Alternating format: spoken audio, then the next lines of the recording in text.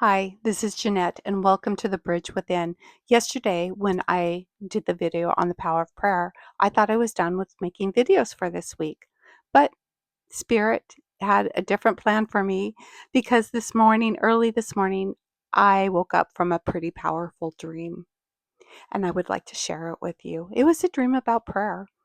And so here it is. I walk into this church, and I'm trying to decide where to sit and don't want to be noticed. So kind of wanted to sit towards the back. And I noticed that there were a group of soldiers to the right and towards the back. So I took the pew behind them and I sat behind them.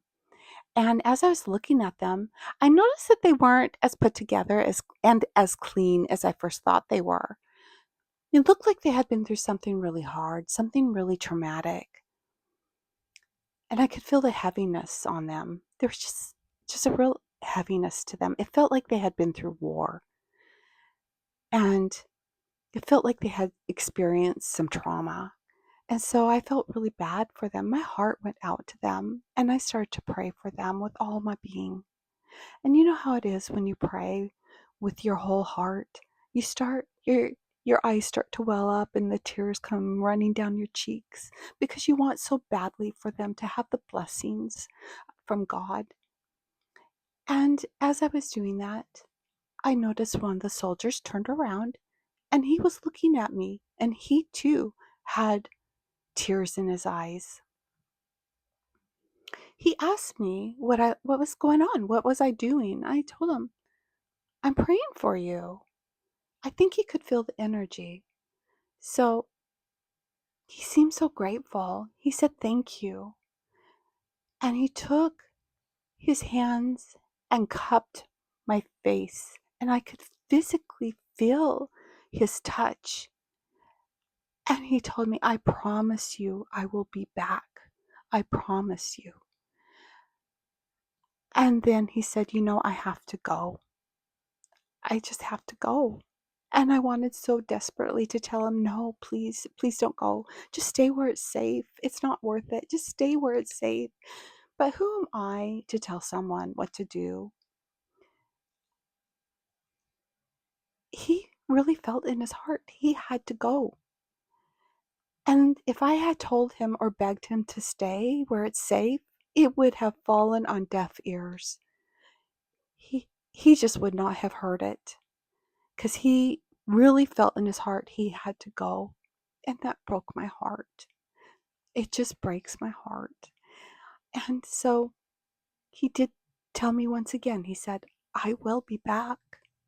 And I believe him. I felt the presence of God in that dream. And I felt that connection between us. And I felt like we were both on fire with that spirit of God. So I do believe that that man is real, and I believe he will survive and thrive. And so I got to thinking about prayer and how it can cross barriers, unseen barriers. It's like, how did that happen? We met up in a dream. I've had that happen with two friends before, one deceased. Actually, I've had that happen several times, quite a few times with people that are deceased, but also once with someone who's living. So I know it can happen with both the deceased and the living. You can meet up with with people in your dreams. And it made me think about another experience I had with prayer during a meditation and that crossed barriers like that. I was at the spiritualist church and I was a healer during the healing and meditation portion of the service. And I could tell that the energy that and the prayers that I was sending to the person that requested the healing, that I was doing, physical touch on them, on their shoulders, and trying to send them energy and prayers. And I could just tell it just wasn't really connecting. I but I felt like all the energy that that person didn't accept it went where it needed to go. It was not wasted. And there was a man in Africa standing in a field with he was he was handsome. He was black, and he was thin but strong, and he was wearing a white shirt, and I'd say he's about 30, maybe a little younger. It's hard to tell age. And dress slacks and sandals. And he was carrying this big gun, a gun of war. I would say it was semi-automatic or an automatic rifle, and he was guarding children who were being used as slaves. He was a slave master.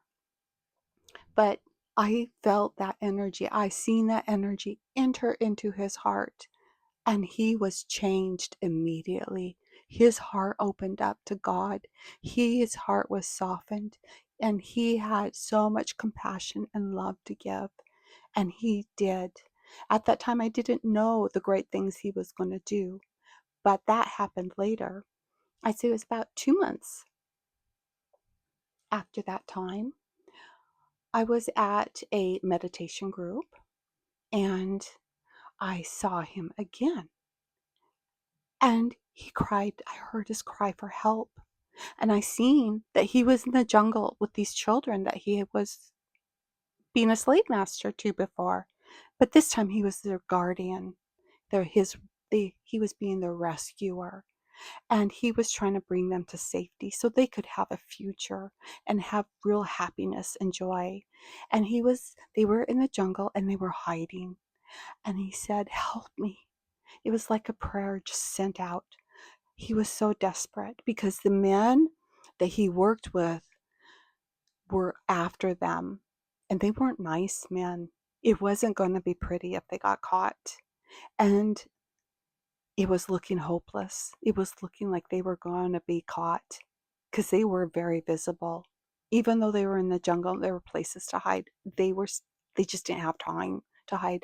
So I didn't know what to do. Who am I? I heard his cry for help. But how can I help? I'm just a little human. But then I remembered I can say a prayer. And so that's what I did. I prayed with my whole heart. I prayed that they would be safe and they would reach their destination. And I prayed for God to put a cloak of, of invisibility upon them. Something like out of a Harry Potter book. But at the time, I didn't make the connection. Anyway, but God answered that prayer, and He did put that cloak of invisibility upon this man and the children. And the men that were after them just walked right past. Didn't even see him, didn't hear him, nothing. And when it was safe, this man and the children, excuse me, I need to get something to drink.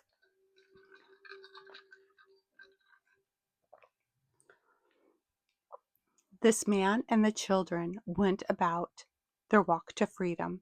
I don't know what all they had to go through. I imagine it was pretty hard because I think being in the jungle would be hard. And but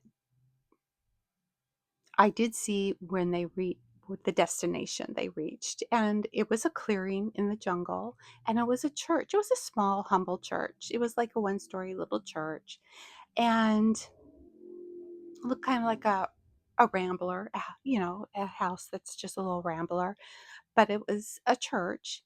And that's where these children and this man found safety. They were taken in and they were taken care of. And I saw a little bit further into the future of this man and the children. And I saw that whatever happened during their escape really took a toll on this man. It took a toll on his health, and he didn't live that much longer after they found freedom.